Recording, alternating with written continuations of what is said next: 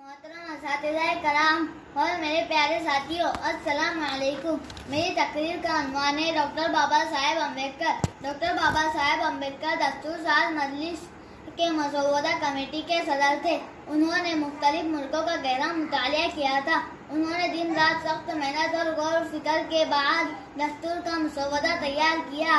इस मसौदे को दस्तूर साज मजलिस में पेश किया गया, जिसके दफा पर सिलसिलावार बहस की गई। दस्तूर के मसौदे को दस्तूर साज मजलिस में पेश करने, इससे मुताल्लिक सवालों के जवाब देने, दस्तूर साज मजलिस के मशवरे के मुताबिक मसौदे में तब्दीलियां करने और उसे गलतियों से पाक करने का काम डॉक्टर बाबा साहेब अम्बेडकर ने किया।